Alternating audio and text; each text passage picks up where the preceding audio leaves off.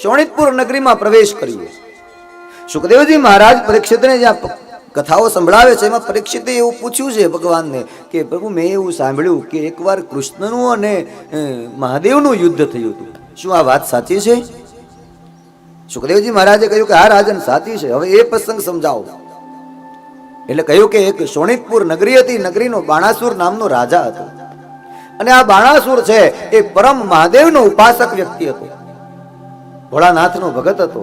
એટલે મહાદેવે જ્યારે વરદાન માગવાનું કીધું ત્યારે બાણાસુરે માગ્યું કે તમે મારા નગરની રક્ષા કરો, મને કોઈ મારી ન શકે, એટલે તમે મારા નગર પાસે ચોકીદાર બનીને. મહાદેવ આ બાણાસુરની રક્ષા કરવા એના ચોકીદાર બનતા.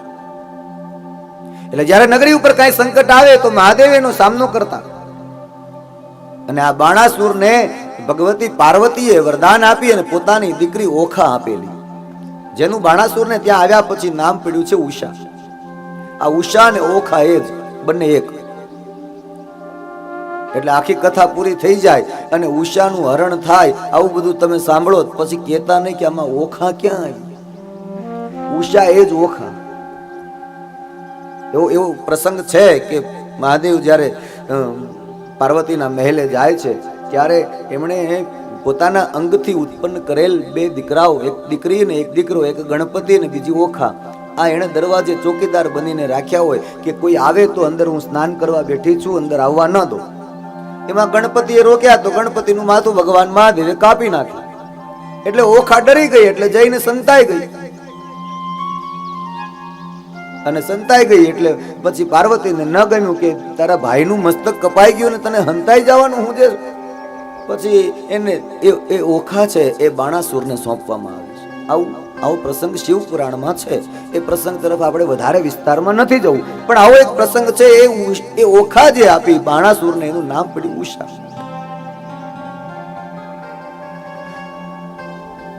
ભગવાને એને આ દીકરી આપી, પણ એમ કહ્યું કે હું તારા નગરની રક્ષાય કરું. બધી વાત સાચી, તારા એક કરતા અનેક હાથ છે, તું બહુ શક્તિશાળી છો, બહુ પરાક્રમી છો, એ બધી વાત સાચી. તારા મહેલ ઉપર હું ધજાદંડ આપું, એ દંડને જો કોઈ તોડી નાખે તો તારું મૃત્યુ થાય.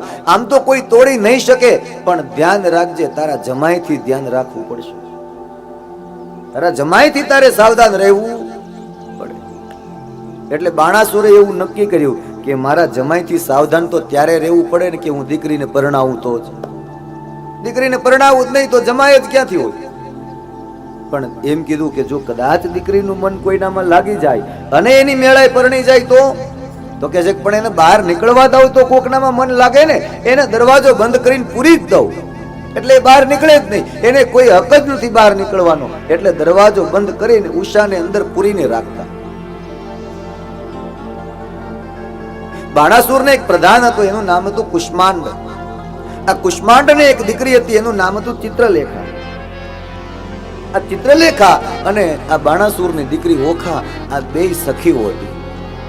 એટલે બાણાસુરે એક ચિત્રલેખાને ઉષાના ઓરડામાં જવાનો અધિકાર આપેલો કે ચિત્રલેખા માત્ર ઉષાના ઓરડામાં જઈ શકે, બીજો કોઈ અંદર જઈ ન શકે, કોઈ પુરુષ ત્યાં જઈ ન શકે, દરવાજાઓ બંધ રખાતા. અને એકવાર આ ચિત્રલેખા જ્યારે ઉષાના ઓરડામાં આવી ત્યારે ઉષાને ઉદાસ જોઈ કે કેમ તું આમ ચિંતામાં ડૂબી હોય એવું લાગે છે. એટલે ઓખાએ એમ કહ્યું કે ચિત્રલેખા આજે છે ને મને એક સપન આવ્યું. કેવું સપન આવ્યું? બોલે સ્વપ્નમાં મને કોઈ રાક્ષસો ઉપાડીને લઈ જતા હતા અને એમાં કોઈ સુંદર રાજકુમારે આવી અને મને બચાવી લીધી. ઓહો, પણ હવે બન્યું એવું કે એ રાજકુમારે મને બચાવી, પછી રાજકુમારની સાથે મેં સપનામાં લગ્ન કરી લીધા, એટલે મારું મન એમાં લલચાઈ ગયું છે. હવે એ રાજકુમાર તું મને અહીંયા લઈ આવી દે. ચિત્રલેખા હસવા માંડી કે ઓખા, સપનું તને આવ્યું છે, મને નહીં. એટલે રાજકુમારને તે જોયો હોય, મેં થોડો જોયો હોય કે કયો રાજકુમાર તારા સપનામાં આવ્યો છે. ઉષાએ કીધું કે મને એવું લાગે છે કે એ રાજકુમાર એટલો બધો સુંદર હતો કે એના જેવો આ જગતમાં બીજો કોઈ સુંદર પુરુષ હોય જ ન શકે. એટલે તું તો ચિત્રો બનાવે છે ને સરસ મજાના, તું એક કામ કર ને ચિત્રલેખા, કે તું આ જગતમાં અત્યંત સુંદર પુરુષ હોય ને એનું ચિત્ર મને બનાવીને દેખાડ. એ હશે તો હું આ પાડીશ. એટલે ચિત્રલેખાએ ચિત્ર બનાવ્યું ચિત્રલેખાએ વિચાર કર્યો કે આ જગતમાં મને તો દ્વારિકાધીશ સિવાય બીજો કોઈ સુંદર દેખાતો નથી. એટલે ચિત્રલેખાએ કૃષ્ણનું ચિત્ર બનાવીને દીધું કે આ રાજકુમાર આવ્યો તો બોલે આ નહોતો આવ્યો, પણ આની સાથે થોડોક ચહેરો મળે છે. એટલે ઉષા ચિત્રલેખા સમજી ગઈ કે આ દ્વારિકાધીશના વંશમાંથી જ કોક હોય.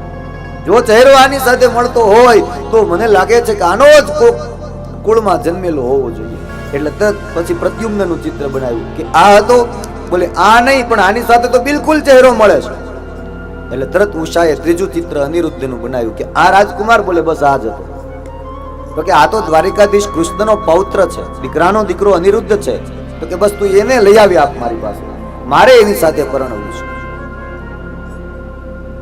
ચિત્રલેખાએ કીધું પણ તને ખબર ન હોય આ બધું બહુ અઘરું છે, આ દ્વારિકામાં જવું એને મારે અહીંયા લઈ આવવું બધું શક્ય નથી. બોલે તું તો આકાશમાં ઉડવાની કળા જાણે છો ને, તું આકાશ માર્ગે જાય ને ઉડીને લઈ આવ. એટલે ચિત્રલેખા અનિરુદ્ધને લેવા માટે આકાશ માર્ગે જાય છે. પણ જેવી રીતે બાણાસુરના નગરની રક્ષા સ્વયં મહાદેવ કરે છે, એવી જ રીતે દ્વારિકાના નગરની રક્ષા ભગવાનનું સુદર્શન ચક્ર કરે છે. એટલે અંદર કોઈ આવી ન શકે. એટલે ચિત્રલેખા ઉભી રહી ગઈ કે ચક્ર ફર્યા કરે છે, જો અંદર જાવ તો મને મારી નાખે. એટલે થંભી ગઈ. એટલી વારમાં નારદજી આવી ગયા. ચિત્રલેખાને પૂછ્યું કે ચિત્રલેખા શું વિચારે છો? બાબુજી અંદર જવું છે પણ આ સુદર્શન ચક્રનો ડર લાગે છે. નારદજી કહે છે મને ખબર છે તું અનિરુદ્ધને લેવા આવી છે, પણ તને સુદર્શન ચક્ર એમ કઈ અંદર જવા નહીં દે. એટલે એક કામ કર, હું સુદર્શન ચક્રને થોડી વાર રોકાવી દઉં છું, તું જા. એટલે નારદજી આવ્યા સીધા સુદર્શન ચક્રની પાસે, આવીને કીધું કે સુદર્શન આમ શું ચક્કર લગાવ્યા કરે છે, નકરા ફેરા જ કર્યા કરીશ કે પછી સત્સંગ કરીશ અમારી જેવાની સાથે? સુદર્શન ચક્રએ કહ્યું કે ભાઈ મારા માટે તો મારા પ્રભુની આજ્ઞા એ જ સત્સંગ. બોલે નહીં, તું મારી સાથે સત્સંગ કર, મારી ઈચ્છા એવી છે કે આજે તારી સાથે સત્સંગ કરવું છે. હવે સુદર્શનને એમ થયું કે જો નારદજીની સાથે સત્સંગ નહીં કરું તો કંઈક એને માઠું લાગશે. એટલે સુદર્શન ચક્ર ત્યાં થોડી વાર માટે થંભ્યું નારદજીની સાથે સત્સંગ કરવા. એટલી વારમાં નારદે ઈશારો કર્યો સુદર્શન ચિત્રલેખાને કે જાઓ અંદર. અને ચિત્રલેખા અંદર ગઈ. એક એક ઓરડાઓમાં તપાસ કરી.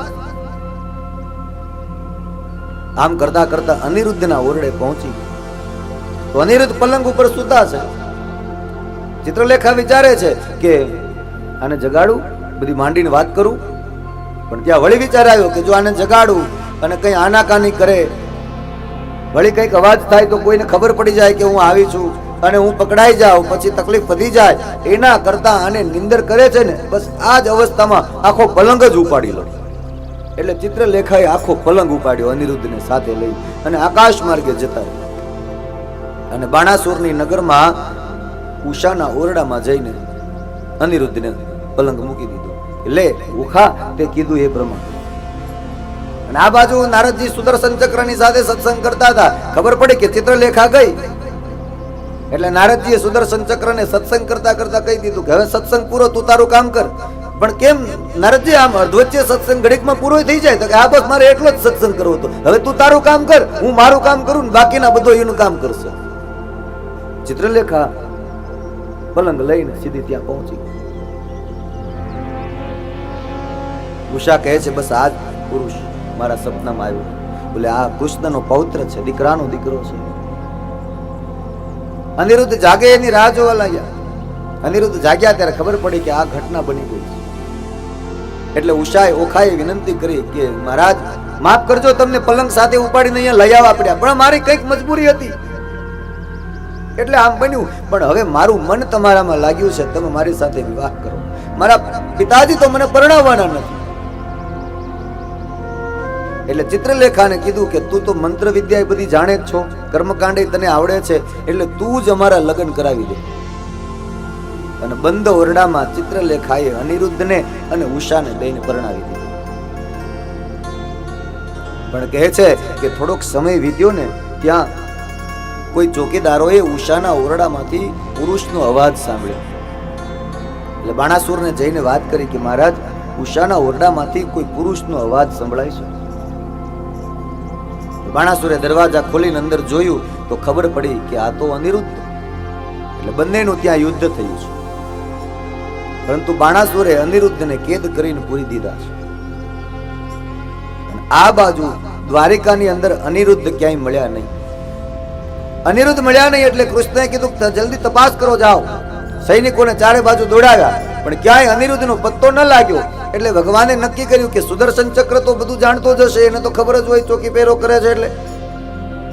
એટલે ત્યાં જઈને સુદર્શન ચક્રને પૂછ્યું કે દ્વારિકામાં કોઈ અજાણ્યું આવ્યું હતું ખરા કે અનિરુદ્ધને લઈ જાય એવું? સુદર્શન ચક્ર કહે છે કે ના પ્રભુ, હું બરાબર મારી ડ્યુટી મારી ચાલુ છે, કઈ કોઈ આવ્યું જ નથી સાહેબ. અરે પણ કઈક એમ તો થોડું બને. અનિરુદ્ધ કોઈ કહે છે કે બહાર ગયા નથી, પણ કોઈક તો આવ્યું હશે. બોલે નહીં નહીં મહારાજ, હું મારી સેવકાઈ બરાબર સંભાળું છું, કોઈ આવ્યું નથી. પણ સુદર્શનને યાદ આવી, એક વાર આકાશ માર્ગે દ્વારિકામાંથી કંઈક ઉડતું ઉડતું ગયું, ઈ મારું જરાક ધ્યાન હતું. બોલે ત્યારે તું શું કરતો હતો? તો કે ત્યારે હું સત્સંગ કરતો હતો. કોની સાથે? તો કે નારદ મુનિની સાથે. એટલે ભગવાન સમજી ગયા કે આ બધું જ કામ નારદનું છે. એટલે હવે ક્યાંય જવું નથી ગોતવા, નારદજીને બોલાવો. એટલે તરત ભગવાને નારદજીને પૂછ્યું કે આ બધું શું છે, હવે જલ્દી બતાવો. એટલે નારદજીએ કીધું કે એ તો હવે બાણાસુરની કેદમાં છે, આમ ઘટના બની છે. પછી ભગવાને સેના તૈયાર કરી અને બાણાસુરની નગરી ઉપર યુદ્ધ કરવા ભગવાન જાય છે અનિરુદ્ધને છોડાવવા માટે. પણ જ્યાં બાણાસુર ઉપર ચડાઈ કરવા જાય ત્યાં તો ભગવાન મહાદેવ એની રક્ષા કરતા ત્યાં બેઠા છે. એટલે મહાદેવનું અને કૃષ્ણનું બંનેનું ત્યાં યુદ્ધ થયું છે. આમ કરતા કરતા ઘણો કાળ વીતી ગયો, યુદ્ધ પૂરું જ ન થયું. કારણ કે બંને એકબીજાના ઈષ્ટદેવનું ચિંતન કરતા જાય. એટલે કૃષ્ણ છે તે મહાદેવનું સ્મરણ કરીને યુદ્ધ કરે, મહાદેવ દ્વારિકાધીશનું સ્મરણ કરીને યુદ્ધ કરે. કોઈનો પરાજય થાય જ નહીં. ઘણો કાળ વીત્યો ત્યારે મહાદેવે કહ્યું કે દ્વારિકાધીશ, શક્ય નથી આ યુદ્ધનો વિરામ. એટલે હું જ્યાં સુધી આની રક્ષા કરતો અહીંયા બેઠો છું ત્યાં સુધી તમે અંદર નહીં જઈ શકો, તમે બીજી કોઈ લીલા કરો. એટલે દ્વારિકાધીશે નક્કી કર્યું કે મહાદેવને નિંદર આવી જાય ને એવું બાણ સરસંધાન કરું. એટલે નિંદ્રા બાણ માર્યું દ્વારિકાધીશે. અને એટલી વારમાં મહાદેવને બગાસું આવ્યું. બગાસું આવ્યું ત્યાં જ ભગવાને શોણિતપુરમાં પ્રવેશ કરી લીધો. બગાસું આવ્યું ને બસ એટલી વાર તો મારા માટે ઘણી છે. એટલી વારમાં શોણિતપુર નગરીમાં ભગવાને પ્રવેશ કરી લીધો અને જ્યાં ધજાદંડ આવ્યો છે મહાદેવે ધજાદંડને તોડી નાખ્યો અને બાણાસુરની સાથે યુદ્ધ કરવા લાગ્યા. અને બાણાસુર જ્યાં મરણા તોલ જેવી અવસ્થામાં થઈ ગયો કે હવે પ્રાણ બહુ સંકટમાં છે, ત્યાં મહાદેવે આવીને યુદ્ધ વિરામ કરાવ્યું. ખબરદાર, હવે કૃષ્ણ બસ બહુ થઈ ગયું, આની રક્ષા કરવાનું મેં કામ સોંપ્યું હતું, મેં લાગવગ કરીને તમને જવા દીધા, તો હવે તમે આને મારી નાખવા ઉભા થયા છો. આ મારો ભક્ત છે. પણ પ્રભુ, મારો પૌત્ર અનિરુદ્ધ એને કેદ કરીને રાખ્યો છે. એટલે મહાદેવે કહ્યું કે બાણાસુર, તમારી દીકરી ઉષા ઓખા અને પરણાવી દો, અનિરુદ્ધને આપી દો અને કન્યાદાન કરી દો. બહુ વધારે યુદ્ધ કરવા મજા નથી. અને ઓખાના લગ્ન અનિરુદ્ધની સાથે કરાવી દીધા છે. એમ કહેવાય છે કે આ જયારે ઓખા ઉષા જયારે નાની હતી ત્યારે એને ગૌરી વ્રત કરેલું. નાની બાળાઓ બધી બહેનો વ્રત કરે ને, ત્યારે ગૌરી વ્રત કર્યું. ત્યારે એમણે મા પાસે એવું માગેલું કે મા, મને સારો વર આપો, મને સારો વર આપો, મને સારો વર આપો. આવું 3 વાર બોલી. એટલે માએ કહ્યું કે તારા 3 વાર લગ્ન થશે. જા. ઉષાએ કહ્યું કે મા, મારે 3 વાર નથી પરણવું, મારે 1 જ વાર પરણવું, પણ સારો પતિ મને મળે. એટલે માએ કહ્યું કે એક જ પુરુષની સાથે તારા 3 વાર લગ્ન થશે. એટલે પહેલી વાર ઉષાને સ્વપ્ન આવ્યું ત્યારે સ્વપ્નમાં પરણી. બીજી વાર ઉષાએ ચિત્રલેખાની પાસે વિધિ કરાવી, બંધ ઓરડામાં કોઈને ખબર ન પડે એમ. અને ત્રીજી વાર બાણાસુરે કન્યાદાન કર્યું અને લગ્ન થયા. તો આવી રીતે ઓખારણની કથા પ્રસંગ બતાવી.